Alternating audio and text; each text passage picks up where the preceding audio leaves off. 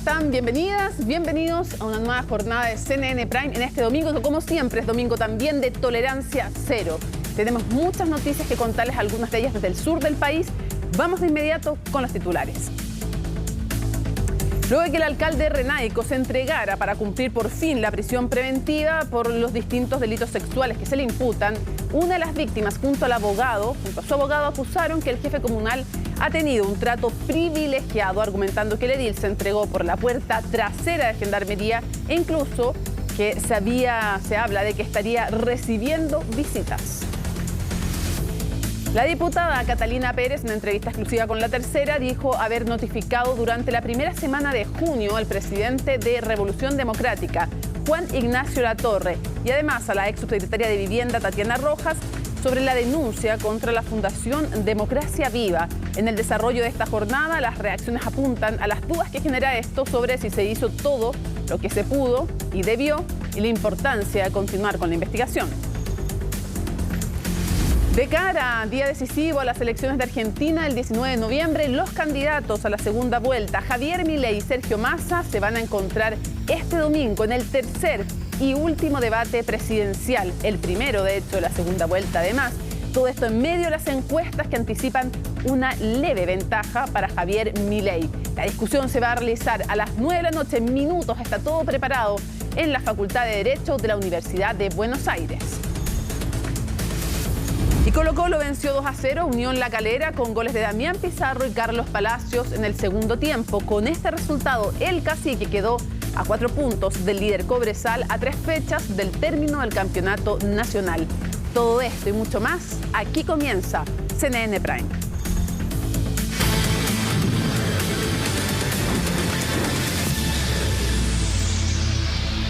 Nos vamos de inmediato al sur del país porque ya se lo comentábamos, se entregó por fin para cumplir la prisión preventiva que estaba decretada en su contra el alcalde de Renaico, y por eso Catalina nos va a contar toda la información desde Temuco y con todas las denuncias más, Catalina, que hay.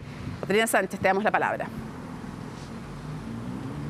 Sí, ¿cómo estás, Mónica? Muy buenas noches. Claro, se entregó durante esta madrugada el alcalde de la comuna de Renaico, Juan Carlos Reinao. Esto ocurrió específicamente a eso de las 1 de la madrugada con 40 minutos. Él llegó en compañía de quien lo defiende hoy día. Él ingresó en vehículo justamente al interior de la cárcel de la comuna de Traillén. Esto ocurrió, tal como tú bien decías en los titulares, por un costado, lo cual generó bastante molestia por parte de los abogados querellantes, por parte de las víctimas, incluso por parte de algunos vecinos quienes habían comentado en su momento que no es frecuente que Gendarmería habilite ese espacio para que los presos, ahora las personas que están privadas de libertad, ingresen por ese sector a cumplir, en este caso, la prisión preventiva. Nosotros estuvimos durante la noche bien atentos, Mónica, por lo menos hasta las 2 de la madrugada, despiertos ahí para ver justamente en qué momento llegaba el alcalde. Finalmente llegó por un costado de la cárcel e hizo ingreso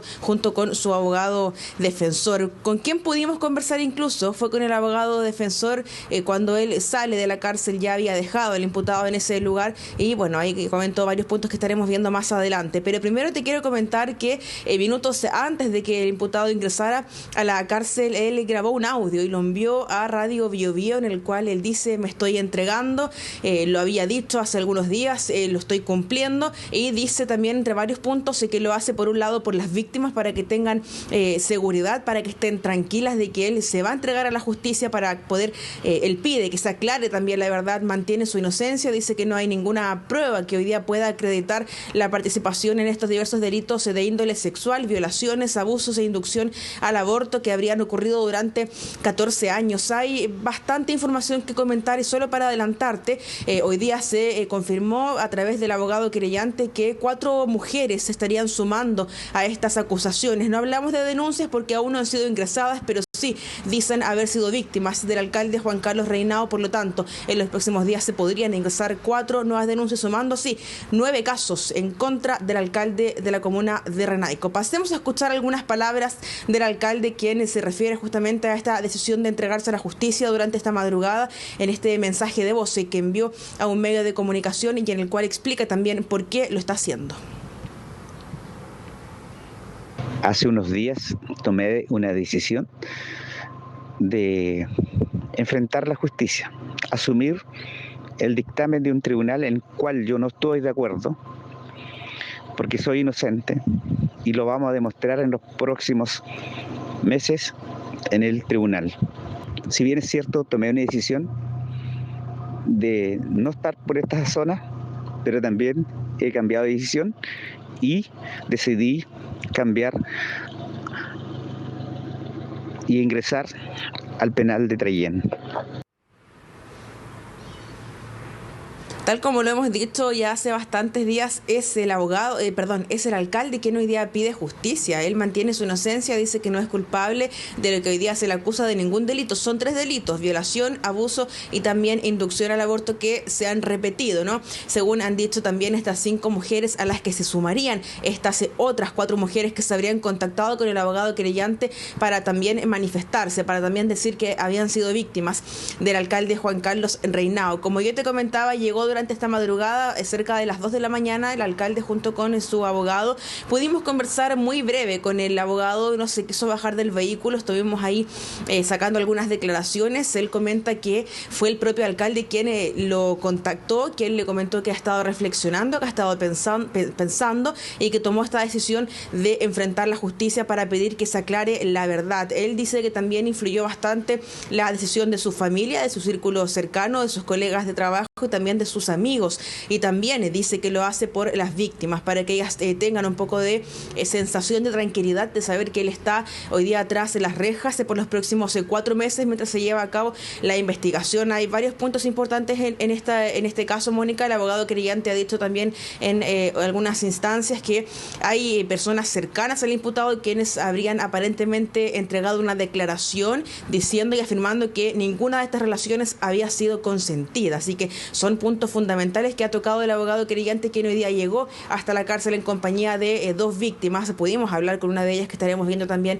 más adelante. Pero por ahora quiero que pasemos a escuchar también palabras del abogado del alcalde Juan Carlos Reinao, quien emitió breves palabras, pero que también se refiere un poco a cómo lo contactó el abogado y finalmente cumplir con esto que había dicho él hace algunas horas, de entregarse y enfrentar a la justicia. Acaba de ingresar a la cárcel de aquí de Trayén. ¿Por qué no se entregó en primera instancia? Fue una decisión personal que tomó él. Nosotros no sabemos por qué. ¿Y por qué se entregó hoy día? Porque lo pensó, reflexionó y efectivamente se dio cuenta que no era lo correcto. ¿Se lo pidió la familia? También participó la familia en esa decisión. ¿Y esto es para que las víctimas también estén tranquilas? Por supuesto, también para que estén tranquilas y para poder demostrar también su inocencia en lo que viene de aquí en adelante. Y en ese sentido, el trabajo de ustedes, ¿cómo va? Nosotros vamos ahora a estudiar las acciones que vamos a interponer en los próximos días. ¿Dónde estuvo Juan Carlos Reinao en este periodo de tiempo? No lo sabemos. ¿Cómo se encontraron con él entonces? Él nos comunicó, se contactó con nosotros y nos dijo que tenía la intención de volver de cumplir con la medida cautelar que se le dispuso. ¿Y dónde se encontraron porque llegaron con él? No, lo encontramos a unas cuadras más atrás. Esa es la pregunta que hoy día se hacen las víctimas, que se hace la parte querellante. ¿Dónde estuvo Juan Carlos Reinao? ¿Dónde se escondió el alcalde de la comuna de Renaico? Aparentemente el abogado defensor no lo sabía, según él nos comentaba, no tiene conocimiento de dónde estuvo, sin embargo lo contactó y se juntaron aparentemente a unas cuadras de la cárcel para que se suba este vehículo y hacer ingreso al interior del vehículo a la cárcel de la comuna de Trayén. Estuvo durante la mañana el abogado querellante junto con Tamara Medina, una de las víctimas, quien también ha decidido mostrar su rostro, ha decidido enviar su testimonio a los medios de comunicación para poder visibilizar este caso, según nos ha comentado ella. Por un lado comentaba que está un poco tranquila, pero también un poco apenada y con un poco de temor por estos audios cambiados desde la clandestinidad, el imputado haciendo alusión o culpando más bien al narcoterrorismo, acusando un sicariato comunicacional y también diciendo que esto se trata de montajes y presiones. Se mostró también preocupada por estas 4 nuevas acusaciones que se sumarían eventualmente a estas mujeres, ¿no? A estas 5 mujeres que denunciaron entonces haber sido víctimas del alcalde de la comuna de Renaico. Pasemos a revisar palabras tanto del abogado querellante como también de Tamara Medina, una de las 5 víctimas.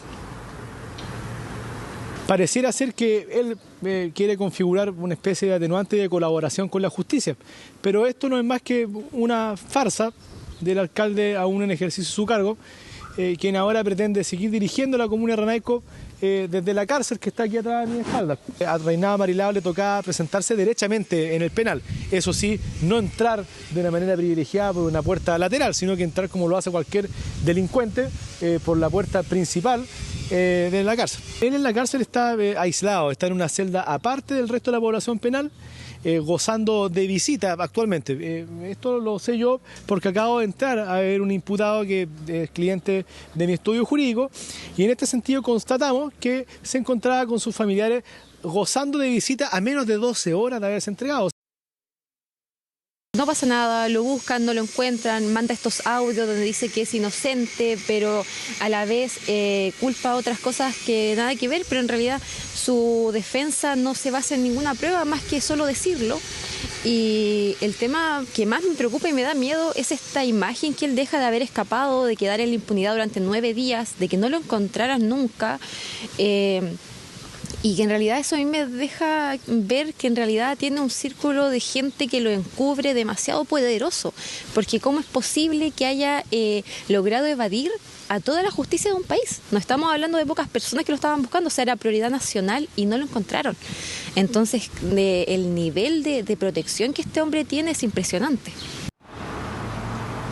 ¿Por qué se acusan privilegios, Mónica? Por lo que decía el abogado querellante, porque según él, quien hizo ingreso a la cárcel durante la mañana cerca del mediodía, lo habría visto en compañía de su familia, de su madre, de sus hermanos, aparentemente a pocas horas de haber sido capturado de alguna forma o de haberse entregado a la justicia. Y también por el ingreso que él hizo por un costado de la cárcel donde no es frecuente que Gendarmería habilite ese acceso. Es lo que ha ocurrido en las últimas horas con este emblemático caso que hoy día afecta a 5 mujeres, Mónica, e implica también al alcalde Juan Carlos Reinao, y estamos atentos a lo que ocurra con estas 4 acusaciones nuevas que se sumarían eventualmente a esta causa, porque en ese caso estaríamos hablando de 9 denuncias en contra del alcalde Juan Carlos Reinao, si bien todavía no se puede hablar, por ejemplo, en caso de una eventual sentencia, de cuántos años podría empezar sobre el imputado. El abogado querellante comentaba que, teniendo en consideración los delitos, que son 3, y las víctimas, podrían hablar más de 20 años. Así que estamos atentos a lo que siga ocurriendo con esta investigación. Por ahora se va a mantener privado de libertad por los próximos 4 meses mientras se lleva a cabo esta indagación por parte de la Fiscalía, Mónica. Sí, igual llamativa las declaraciones del abogado. Harto tarde le bajó la preocupación por las denunciantes, que ahora hay que agradecerle casi que se haya entregado y que lo hace por la tranquilidad de ellas. En fin, vamos a seguir muy atentos. Importante sería también que hable Gendarmería y que explique si hubo un privilegio o no en el trato para justamente la verdadera tranquilidad de las denunciantes y de sus familias. Muchas gracias, Catalina, y seguimos súper atentos a todas las novedades que haya desde Temuco. Nos vemos. Buenas noches. Bueno, y tras casi 5 meses de silencio, la diputada Catalina Pérez se refirió al polémico caso de Democracia Viva. La parlamentaria aseguró que informó sobre las irregularidades a la ex subsecretaria de Vivienda, Tatiana Rojas, y a su partido a principios de junio, es decir, una semana antes de la publicación del medio Timeline. Vamos a ver todos los detalles en el informe de Valentina Nieto. Muy buenos días a todos y a todas. Muchas gracias por venir tan temprano al punto que queríamos comunicar. Era junio pasado y la diputada Catalina Pérez buscaba zanjar las primeras dudas que surgían detrás del caso de Democracia Viva. Desde entonces, pocas veces se enfrentó nuevamente a los medios. Guardó silencio por más de 4 meses hasta ahora. Cuando a mí se me pregunta sobre el trabajo de mi entonces pareja en Antofagasta, en enero de este año, yo simplemente traslado esa pregunta a mi casa. Se me dice que está todo en orden. Yo le creí. Habrían sido los primeros indicios que tuvo la parlamentaria de lo que ocurría con la fundación que manejaba su expareja y militante de Revolución Democrática, Daniel Andrade. Así al menos lo afirmó al diario La Tercera. Y luego en junio ya me llegan denuncias de irregularidades y frente a eso tomo inmediatamente 3 acciones. Informo todo a mi partido, me dirijo a conversar con autoridades de gobierno y recurro en mi rol de parlamentaria inmediatamente a Contraloría.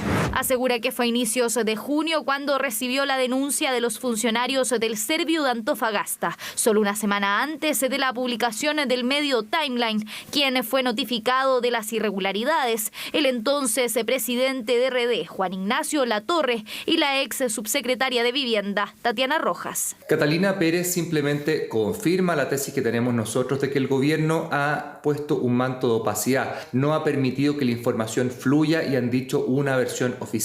Al revés, han tenido muchos tipos de versiones. La diputada Pérez en su momento montó un show en el Congreso junto a otros parlamentarios de su colectividad, señalando que se trataba solo de un problema entre dos hombres adultos, cuando tanto ella como el senador Latorre sabían de esto con mucha antelación y no llevaron el tema a la justicia. A medida que se escuchan distintas declaraciones de personeros del Frente Amplio, queda en evidencia que tenían conocimiento del caso Fundaciones mucho antes de que saliera a la luz pública.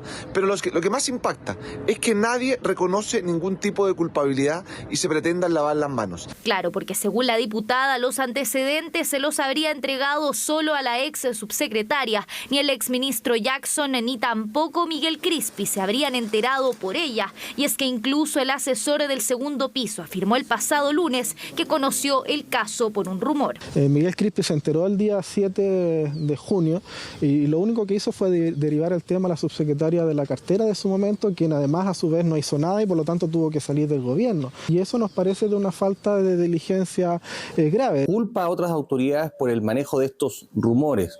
Pero lo único cierto es que si no hubiera sido por la prensa, porque los pillaron, hubieran seguido sacando plata del fisco con total impunidad. ¿Qué antecedentes se manejaban entonces? Según Pérez, hasta ese minuto nunca tuvo conocimiento del entramado que se destaparía más tarde, ni montos ni cómo se asignaban los recursos, en una modalidad que se repite, según la Contraloría, en al menos 15 regiones del país. Lo que está claro aquí es que hay un hecho de corrupción y lo que está claro aquí es que Revolución Democrática está vinculado a esto. La verdad es que Catalina Pérez se enreda mucho más con las declaraciones que hace. No sé si intentar exculparse ella por la relación sentimental ayuda a resolver el problema judicial. Para eso, más que las declaraciones por los diarios, son importantes las declaraciones que ella pueda dar frente a la Fiscalía. Acá hay responsabilidades políticas que deben ser asumidas y por esta razón llegó la hora que el presidente Gabriel Boric exija las responsabilidades políticas y tome las decisiones difíciles que hasta ahora no ha adoptado, ni en el segundo piso ni en el Ministerio de Vivienda. Y es que nuevamente los ojos se han puesto sobre esa cartera y el ministro Carlos Montes, el que descartó su renuncia. Desde la oposición, en tanto, aún no hay consenso. Mientras algunos analizan una acusación constitucional en su contra, otros han blindado su figura. Hasta ahora, por los antecedentes que conocemos del ministro Carlos Montes, muy por el contrario, parece que es una garantía de que se va a seguir investigando y que se van a asumir todas las responsabilidades. Y desde esa perspectiva me parece que más bien es una víctima. Todos quienes conocemos al ministro Montes sabemos perfectamente la calidad humana que tiene y que jamás se prestaría para un caso como este. Él investigó, se llevó, creo, la peor de las noticias en su vida política. No hemos conversado la posibilidad de una acusación constitucional. Nos importa que primero que nada se aclare y sobre todo que los recursos que iban destinados a las personas más vulnerables les lleguen y que los proyectos se realicen. Caso Democracia Viva que continúa complicando a la moneda. La ministra Camila Vallejo reconoció en el diario El País sentir una rabia tremenda ante un grupo de personas que dice hizo retroceder los avances del gobierno. Los productores de cerezas, uvas y arándanos advirtieron daños en sus cultivos tras las lluvias recientes en la zona. Además, trabajan en el catastro definitivo, pero ya se habla de pérdidas significativas. Cortando nebulizadora para botarle agua por lluvia. Dos nebulizadores por hilera. Es que apenas la lluvia terminó, había que secar lo más rápido posible, como fuera y sin importar la hora. Estas imágenes son de la región del Maule, una de las más afectadas por el último sistema frontal que dejó a algunos agricultores de cerezas con pérdidas millonarias. Y no se habla de uno. Desde Fedefruta son enfáticos en decir que son miles los productores frutícolas afectados en la zona centro-sur de nuestro país, preocupación que comparte la Sociedad Nacional de Agricultura. Esto es muy dañino para la producción de cereza, especialmente para las cerezas tempranas, para las variedades tempranas, para las zonas tempranas. Una vez que la cereza ya tiene azúcar, tiene sólido soluble, una vez que la cereza ya está en pinta, es muy sensible a la partidura. Partidura que podría ser casi imposible que la cereza se pueda exportar. La temporada pasada salieron hacia el extranjero 83 millones de cajas de 5 kilos, según datos de Frutas de Chile, gremio que agrupa a las empresas exportadoras. Sin embargo, este no es el único problema que podrían dejar las lluvias. Lo segundo que pasa es que a raíz de esta partidura que se produce en la fruta, podría entrar un hongo. Es más, se facilita la entrada de hongos, por lo tanto, incluso podría perderse la fruta para el mercado local. Es decir, por un lado tenemos que la fruta queda mucho más fea, pero podría ser eso nomás si solamente se produce partidura. Y ahí podría comercializarse de otra manera, tal vez no en mercados premium. Pero el problema es que podría entrarte un hongo y ahí se pierde totalmente la fruta. Lo que haría más compleja la situación para el gremio que comenzaba la cosecha de las variedades más tempranas. Nos dicen que los techos no fueron suficientes, que incluso con ellos hubo afectación. Por ejemplo, estas fotografías llegan desde Curicó y estas otras muestran los daños en quizás la variedad más afectada, Royal Dawn. Me atrevería a decir que debe haber del 100% Royal Dawn, tiene que haber quedado un 20%. Las santinas tempranas. ¿De qué zonas? La zona de Mayarauco, en la región metropolitana, Painewin, Alta, bien afectada, Mostazal, Rancagua, San Fernando y San Vicente de Tahuatahua. Y en la séptima región, Sagrada Familia sobre todo. La zona de Sagrada Familia, que es muy adelantada. Se saca, de hecho, es mucho más adelantada, se saca antes que la región metropolitana a veces y la sexta región. Durante la semana, Frutas de Chile comenzará el catastro con sus socios y lo más probable es que este viernes haya más certeza de la afectación. Cáchense la lluviacita que hubo un weekend. 38 milímetros de agua caída. Los agricultores del Maipo también ponen otro punto sobre la mesa. Contratistas que no van a facturar y la cantidad de miles y miles de personas que iban a salir a cosechar y miles de personas que iban a estar en las plantas de proceso embalando toda esta fruta que se va al extranjero y cientos de camiones que iban a transportar esta fruta y combustible que no se ocupó. Y la cadena enorme para atrás.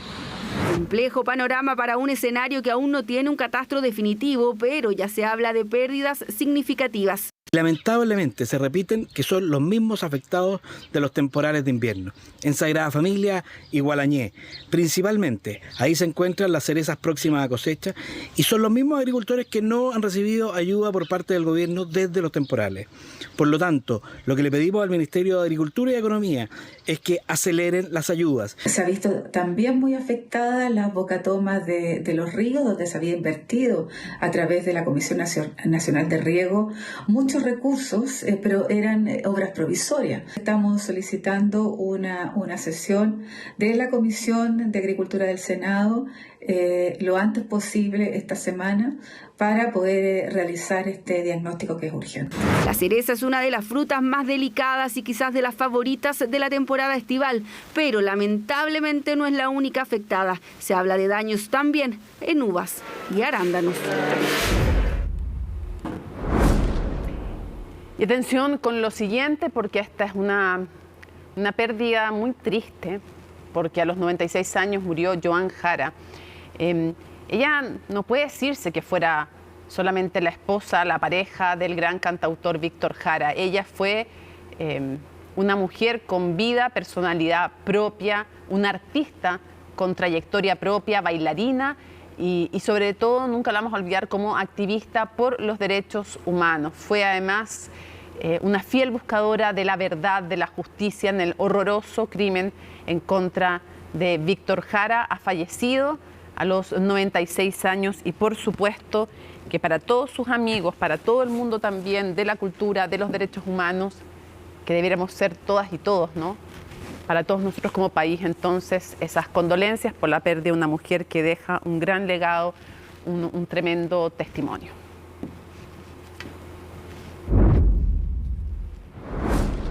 seguimos avanzando para contarles que este año se registró la tasa más baja de nuevas viviendas autorizadas en Chile, una cifra inferior incluso a la de los meses de la pandemia. Esto se suma además a lo difícil que es acceder a un crédito por la alta tasa hipotecaria existente. ¿Qué factores influyen en esto y cómo poder minimizar sus efectos? Daniela González investigó para ustedes, así es que pongan atención. El departamento cuenta con terminaciones de alta calidad, una cocina de vitrocerámica, horno y campana full electric.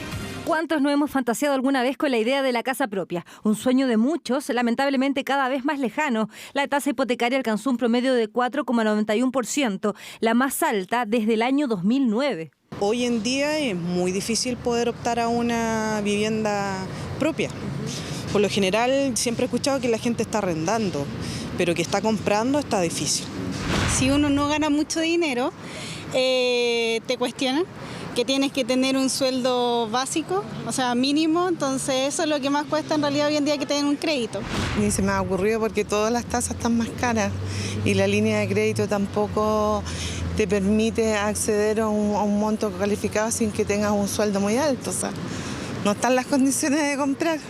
Menos de 2.000 UF, una casa en buenas condiciones, menos de 3.000 UF no hay.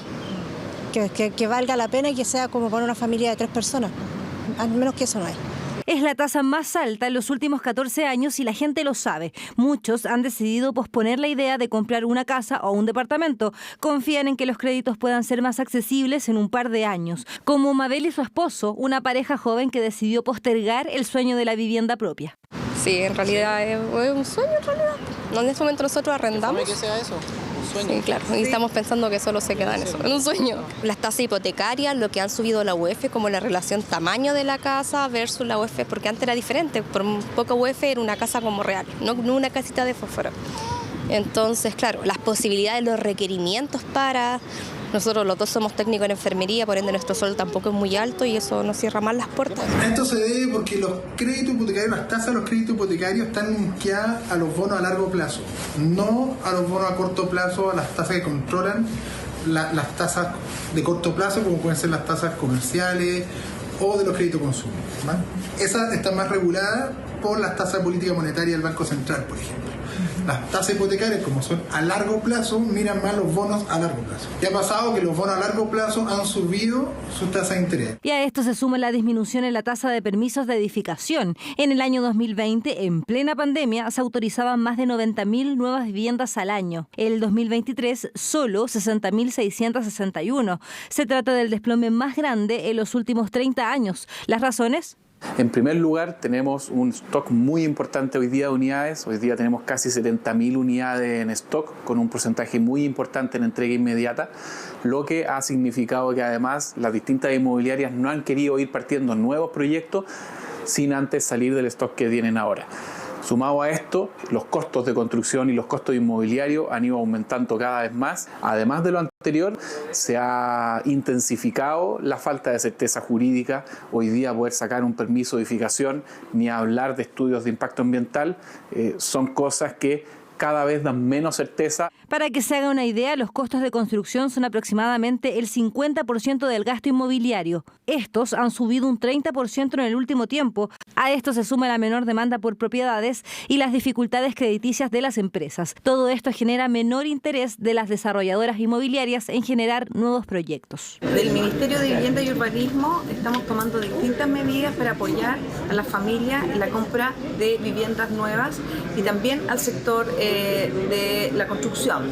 En este contexto existe el Fondo de Garantía Estatal que apoya con un 10% adicional cuando las familias han tomado un crédito hipotecario para adquirir una vivienda nueva. Hoy día estamos enfrentando una crisis de deuda que no permite y no permitirá ni en el corto ni en el mediano plazo que mejoren mucho las condiciones si siempre se depende de la deuda para adquirir o para generar el producto inmobiliario. Por eso en Lotin generamos una solución que permite hacer un sistema que pueden adoptarse las propiedades a través de un modelo de suscripción con una diferenciación de precios que las personas conforme a su capacidad de pago y sin deuda van a poder adquirir las propiedades mientras las usan. Desde la Cámara Chilena de la Construcción apuntan a variados factores que explicarían la disminución en los permisos de edificación, pero también existirían algunas soluciones. Creo que uno de los temas que podría bajar el valor de la vivienda es sacar nuevamente el IVA a la vivienda. Creo que es importante también que el Estado también haga lo suyo para que las personas puedan acceder a una vivienda. Hoy día tenemos más de 1.100.000 familias sin una vivienda. Eso es lo que tenemos que apuntar. ¿Cómo nosotros como país le damos solución a una vivienda a las personas? Para eso, nuevamente, tenemos que ponernos de acuerdo, tenemos que justamente poder poner a las personas al centro. El gobierno ha implementado ya varias medidas de apoyo al sector. El FOGAES Construcción, ¿cierto?, que ofrece garantías del Estado para préstamos para capital de trabajo de la industria de la construcción. El FOGAES Vivienda, que financia, ¿cierto?, que otorga garantía para el 10% de un crédito hipotecario, reduciendo de esa manera el costo de ese crédito. Y ahora más recientemente el crédito tributario reembolsable. Así la situación se ve cada vez más compleja, no solo para la gente, también para el sector inmobiliario. Todavía hay cerca de 70.000 viviendas que no han podido ser vendidas. Las razones son muchas, pero una tasa hipotecaria de casi un 5% solo dificulta la anhelada tarea de lograr la casa propia. Mientras estamos a la espera de que el Ministerio de Transportes termine de redactar el reglamento para la ley que regula las aplicaciones de transportes, varios conductores de estas empresas presentan algunos reparos y hay estudios que indican que la disponibilidad de viajes bajaría considerablemente. ¿Qué va a significar todo esto para quienes los usan? María Luisa Carrión preparó este informe. La ley 21.553 se aprobó en enero de este año, se promulgó el 10 de abril y se publicó el 19 de ese mismo mes. Sin embargo, aún no está completamente operativa. Y pese a que le faltan pasos para que sea una realidad, ya hay estudios que advierten que la normativa que busca regularizar el mercado de las aplicaciones de transporte de pasajeros tendrá un impacto negativo en la industria. La nueva ley Uber y en particular el reglamento que está impulsando el Ministerio de Transporte tiene principalmente tres grandes restricciones. La primera es respecto a la antigüedad de los vehículos, la segunda respecto al tamaño del motor de los vehículos y la tercera está asociada al tipo de licencia de los conductores. Sumando estas tres restricciones estarían dejando o quedando fuera de esta industria cerca del 90% de los conductores y afectando a cerca del 89% de los viajeros, de los pasajeros, por lo tanto el impacto es enorme. Vamos por parte. La normativa establece en su artículo 7º que los vehículos que operen deberán cumplir con las exigencias de seguridad, antigüedad, técnicas y tecnológicas que se definan vía reglamento. Se solicita también una revisión técnica cada 6 meses. Además, el documento es enfático al señalar que tales exigencias deberán corresponder como mínimo a las establecidas para los taxis básicos. El gran pero es la antigüedad, que aún no está definida, que deberán tener los vehículos y que ya genera dolores de cabeza entre los conductores que deberán cambiar su medio de trabajo. ¿Cuánto llevan esto? Casi desde que empezó. El tema de los autos, ahí es súper complejo, porque si bien lo que correspondería es que uno como particular tome un crédito y pida un auto nuevo, el dilema es quién te va a dar ese auto, quién te va a dar ese crédito y por el otro lado, con qué plata vas a lograr pagar después ese crédito, porque hoy día no da, si no cuadra. El punto que se pone sobre la mesa es que al no tener un trabajo estable no podrán solicitar créditos automotrices para cambiar el vehículo y si es que lo lograran, luego sería complejo pagar ese compromiso financiero porque los costos han ido al alza, entre ellos, por ejemplo, la benzina. Acá piden flexibilidad por parte de la Autoridad de Transporte, que está en medio de un periodo clave para dar viabilidad a esta iniciativa. ¿Qué es lo que falta ahora? El Ministerio de Transporte se encuentra redactando el reglamento para dar vida a esta legislación. Tiene un plazo de 9 meses que terminan el 19 de enero. De allí, este documento tiene que ir a Contraloría para que el organismo tome razón de este documento. Y así, entonces, la ley va a estar 100% operativa. Pero más allá del reglamento, que aún está en redacción, hay puntos claves en la ley que desde el mismo gremio alaban. Por ejemplo, que sea requisito tener licencia de conducir profesional y estar en un registro electrónico que tendrá la nómina de las empresas de aplicaciones y de los conductores habilitados. Nosotros por muchos años, desde que partió esto con la ministra, en la época de Bachelet, siempre se habló de que iba a haber licencia clase A2. Nosotros como gremio instamos y llamamos y formamos incluso grupos y llamamos a sacar la licencia clase 2 responsablemente. Eso yo creo que no sería ningún inconveniente ahora, porque la gente se está preparando para eso. Lo bueno de que piden la licencia clase A2, que hay mucha gente que tiene cuentas falsas y con eso se va a evitar.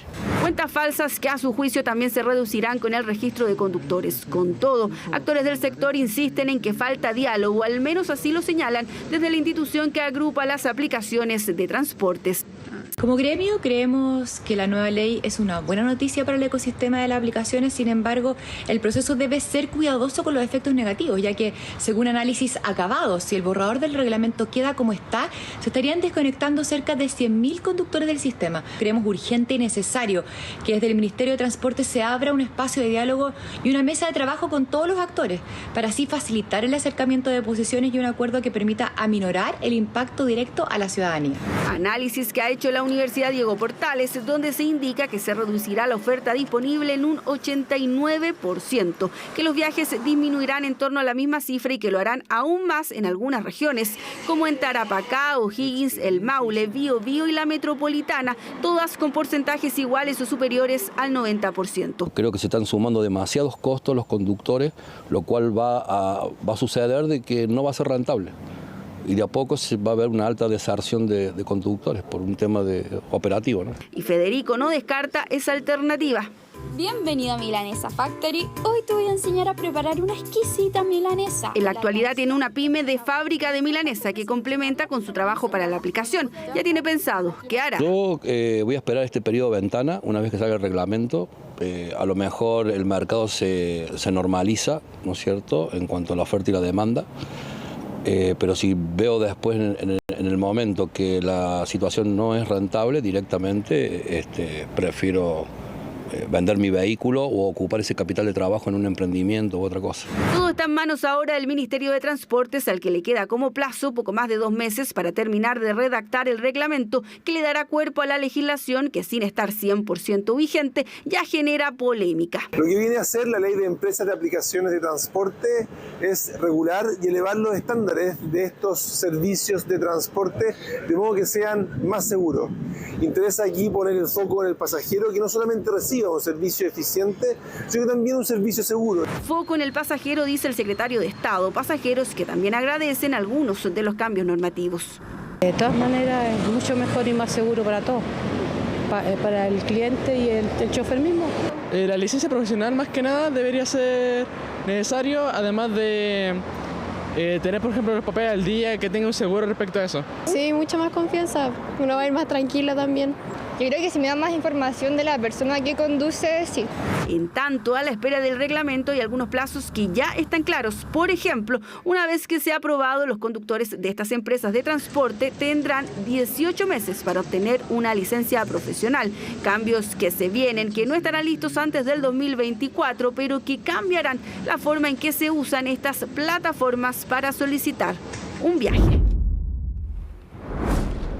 El presidente del Colegio Médico, doctor Patricio Mesa, pidió perdón por los actos y omisiones también del organismo que dirige, que permitieron vulneraciones a los derechos humanos durante los primeros años de la dictadura.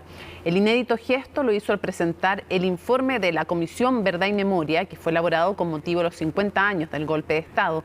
El documento recoge testimonios de médicos que sufrieron además la represión. Además da cuenta antecedentes sobre el rol del gremio entre 1973 y 1990. De ello nos cuenta en su informe Raúl Gamboni. Sobre mi estadía en Tejas Verde, Ariel Dorfman escribió un cuento. El médico Giorgio Solimano encabezó una de las políticas públicas más emblemáticas de la Unidad Popular, el medio litro de leche, la medida número 15 del programa de gobierno de Salvador Allende.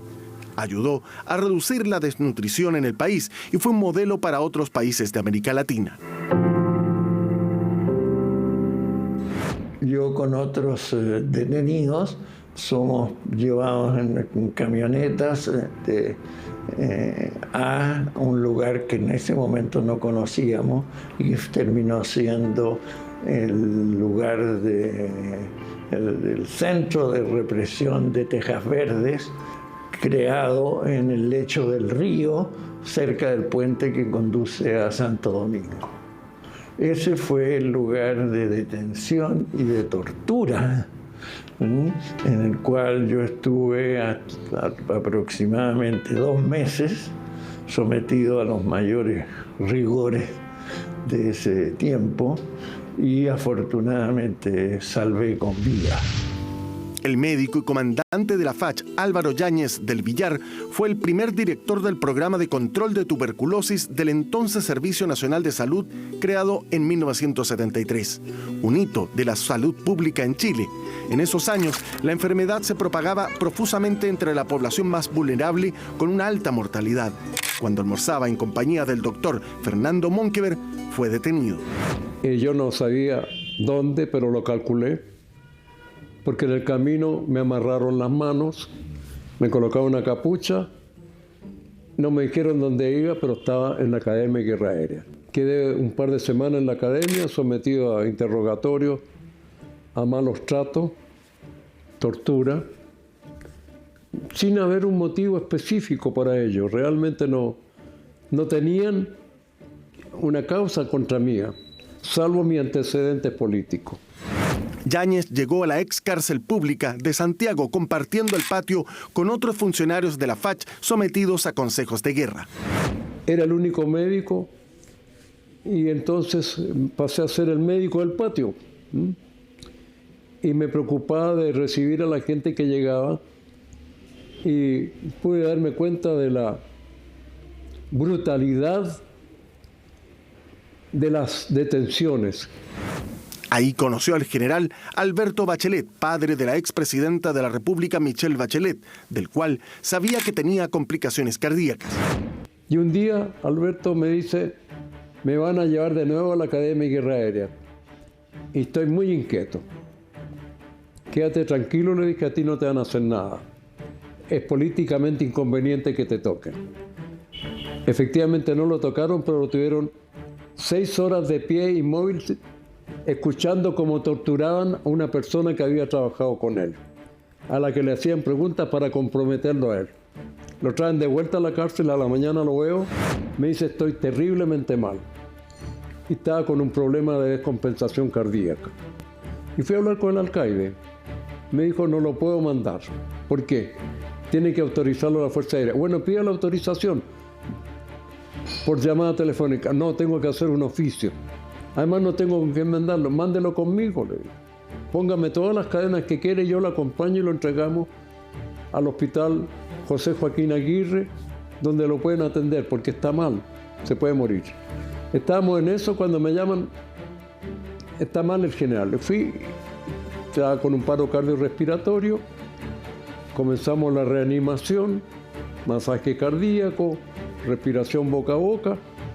Después de 25 minutos dejémonos tranquilos y en esas condiciones falleció Alberto Bachelet, cumpliendo lo que algún oficial encargado de la represión dijo, no le vamos a tocar un pelo, pero vamos a arreglarnos para que se caiga muerto. La Comisión de Verdad y Memoria del Colegio Médico efectuó una investigación testimonial y documental sobre las vulneraciones que sufrieron los médicos y médicas durante la dictadura. Estas son las actas de las sesiones del Consejo Nacional del Gremio. En ellas se encontraron antecedentes sobre el rol que desempeñaron los dirigentes de esa época.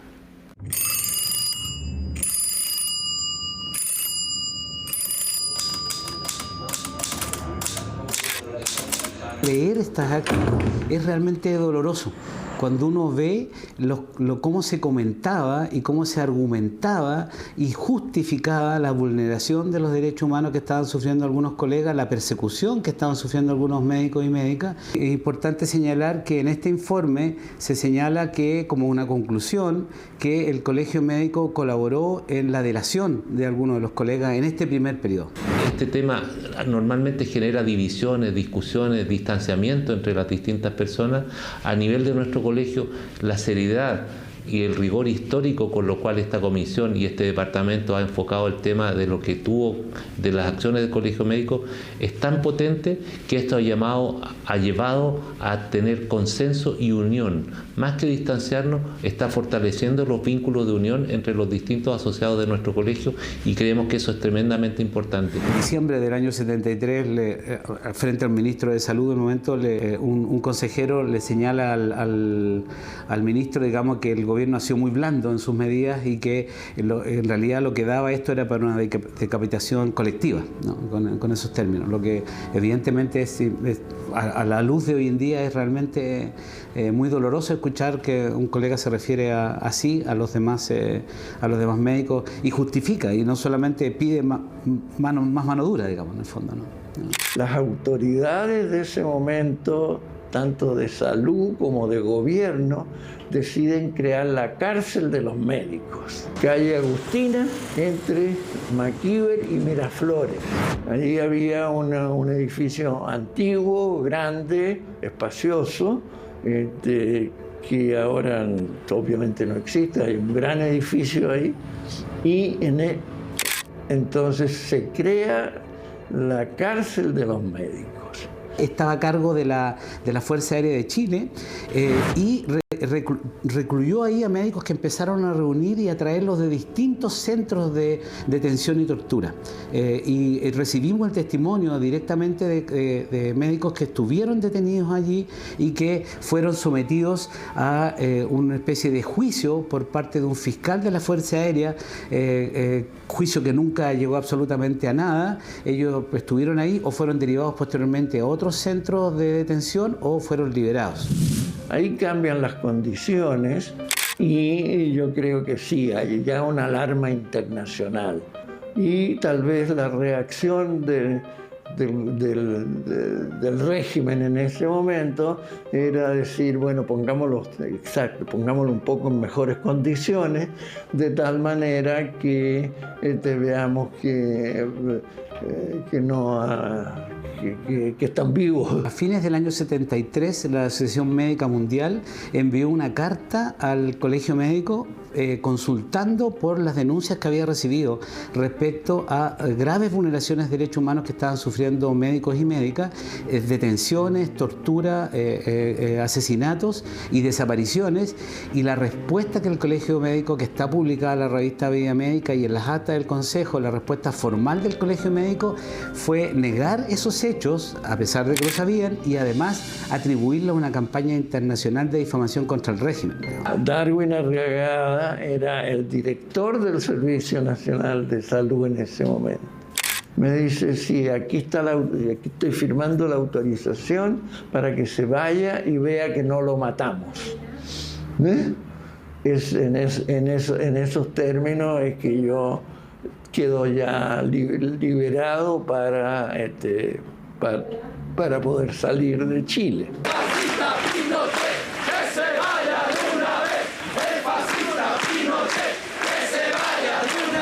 Durante la década de los años 80, la mesa directiva del Colegio Médico se democratizó y experimentó un drástico cambio centrándose en la defensa de sus colegiados y la denuncia de la represión.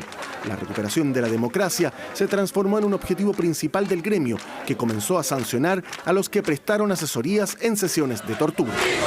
El Colegio Médico en los años 80 hizo sumarios éticos y expulsó a médicos que participaron en tortura en aquel periodo, pero también reconoce que falta mucha investigación en aquella materia. De hecho, una de las recomendaciones es que el colegio inste a hacer estas denuncias, a que se hagan las denuncias para que se hagan las investigaciones que se corresponden por los médicos que participaron en tortura.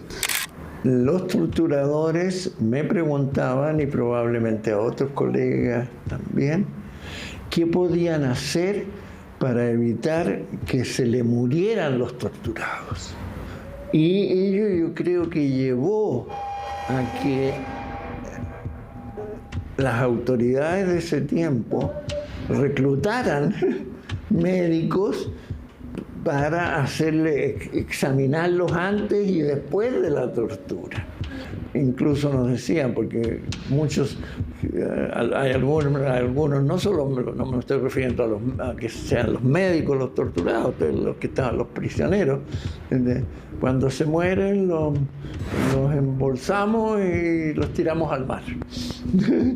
Y ese era pero querían evitar entonces que esto ocurriera. Nos produce mucha tristeza que muchas personas en su condición de médico y actuando en el rol de médico participaron en denuncias a colegas que estaban siendo perseguidos o en torturas, de tal modo que ellos los examinaban y ellos les decían si podían seguir o no las torturas en contra de ellos antes de que tuvieran el riesgo de fallecer. Por lo tanto, eso nos da vergüenza y nos da mucha tristeza y eso es lo que tenemos que evitar.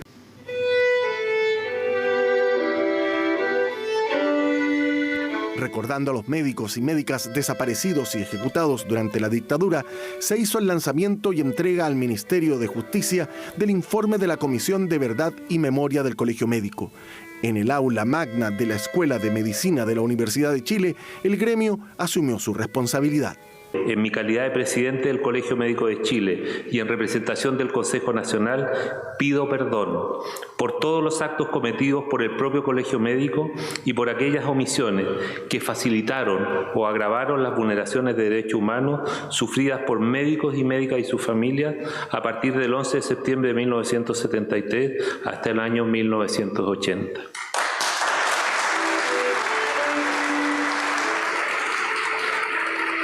Este informe es la primera iniciativa de esta índole que nace desde la sociedad civil y que establece una verdad institucional en el gremio médico sobre lo ocurrido hace 50 años en nuestro país. Tremendo reportaje de Raúl Gamboni. Nos vamos a la pausa y regresamos con más. Estás viendo CNN Prime.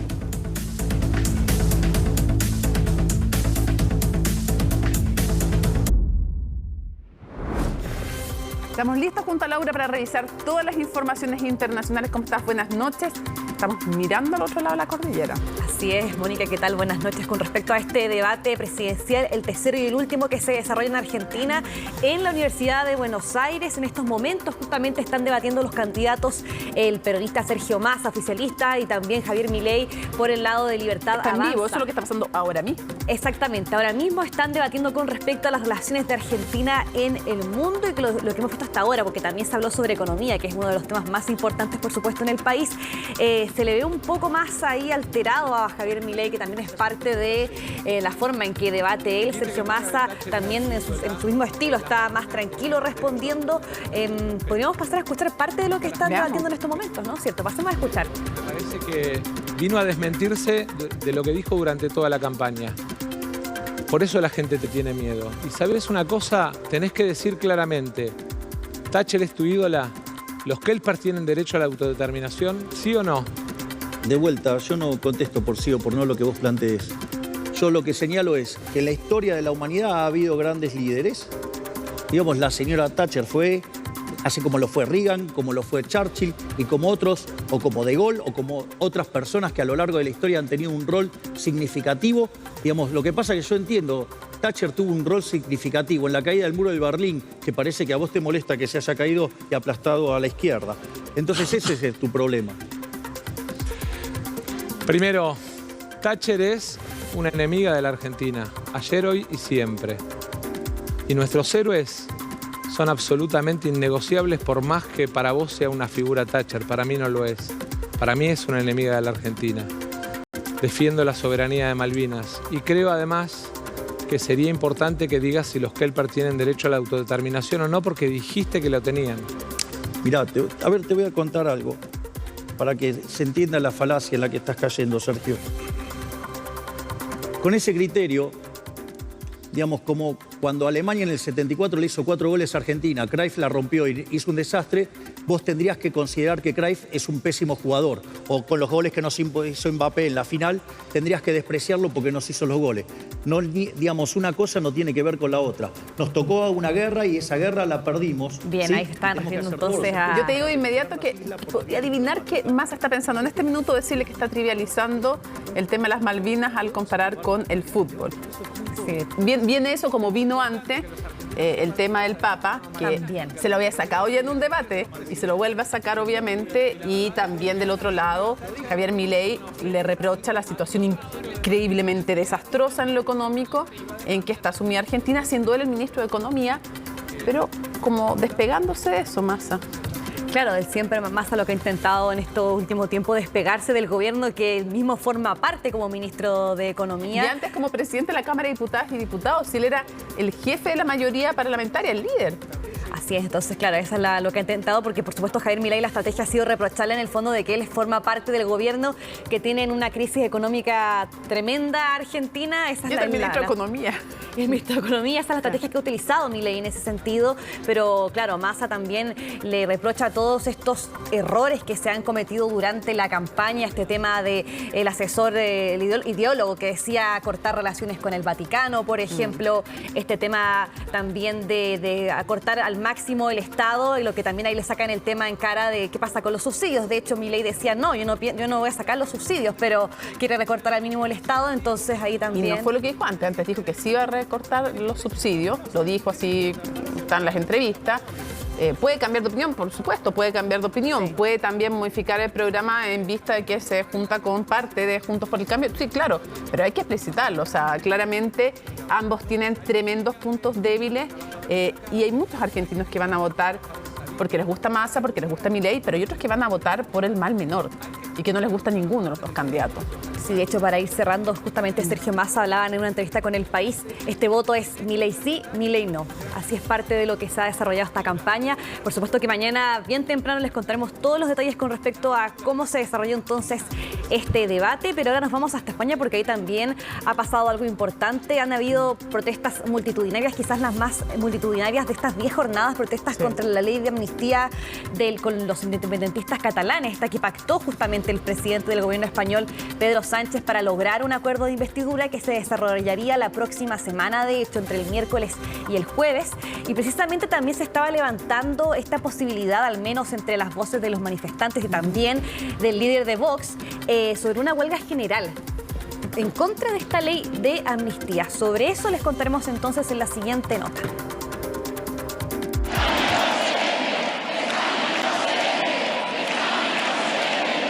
No han sido las urnas, es la codicia de un ciudadano la que nos ha traído hasta aquí. Por 10ª jornada consecutiva, la molestia contra el presidente del gobierno español, Pedro Sánchez, se hizo sentir en las calles del país. Cientos de miles de manifestantes se congregaron en distintas ciudades este domingo para protestar en contra de la eventual ley de amnistía para los independentistas catalanes que el mandatario pactó para garantizarse otros 4 años en el poder en medio de las negociaciones sobre su investidura. Muchas personas que conozco y que son votantes del PSOE se consideran totalmente defraudados. En ningún momento Pedro Sánchez dijo que en su programa iba a estar la amnistía. Está vendiendo el país por 7 diputados. Es un traidor. No puede seguir gobernando. Las protestas, que fueron más multitudinarias que los días anteriores, tuvieron su acto más numeroso en la Puerta del Sol de Madrid, donde se congregaron unas 80.000 personas en la plaza y sus alrededores. Desde ahí habló el líder del Partido Popular, Alberto Núñez Feijóo, formación que sacó la primera mayoría en las elecciones del 23 de julio y que convocó las concentraciones de esta jornada. No nos callaremos hasta hablar en unas elecciones y que todos podamos otra vez votar, porque lo que se está haciendo es lo contrario de lo que hemos votado. Entre el público que escuchaba a Núñez Feijóo también se encontraba Santiago Abascal, líder del ultraderechista Vox, partido que se sumó a las manifestaciones y que apoyaría una huelga general en caso de ser convocada. Y apoyamos sin ninguna duda la huelga general que está intentando promover el sindicato Solidaridad. Es tremendo que quien está dando un golpe de Estado a las instituciones, al Estado de Derecho, pida mesura. Es tremendo que pida legitimidad. Abascal se refiere a las declaraciones que dio el mandatario español durante el Congreso del Partido Socialista Europeo, celebrado un día antes en Málaga. Sánchez pedía mesura tras una semana que ha estado marcada por episodios de violencia frente a las sedes de su partido, el PSOE. Y a esa derecha me gustaría dirigirme hoy, al Partido Popular, para pedirles cordura y mesura. Y para decirles que lo que deben hacer es aceptar el resultado de las urnas, la legitimidad del gobierno que vamos a formar pronto en España. Está previsto que el Congreso de los Diputados debata y vote la investidura de Sánchez entre el próximo miércoles y jueves. Para ello, el mandatario ya ha asegurado la mayoría absoluta con 179 votos. También se espera que a comienzos de esa misma semana sea presentada en la Cámara Baja la polémica ley de amnistía que beneficiaría a los condenados por el proceso independentista catalán desde 2012 a 2023. Bien, fíjate, Mónica, que hay fuentes parlamentarias que dicen que mañana mismo podría presentarse esta ley de amnistía en el Congreso. Ahora hay que ver si es que la aprueban, al menos estarían los apoyos, por supuesto, del PSOE, también de los otros partidos que se han unido a este acuerdo de investidura. Hay que ver qué pasa finalmente, si es que logra levantarse o no. Claro que sí, seguimos atentamente la realidad internacional, también con los horrores que siguen ocurriendo, por ejemplo, con niños recién nacidos que han fallecido en Gaza. Muchísimas gracias, Laura. Nos vemos. Nos vamos a la pausa y al regreso, don Rodrigo Herrera va a estar con todo el deporte aquí en CNN Prime.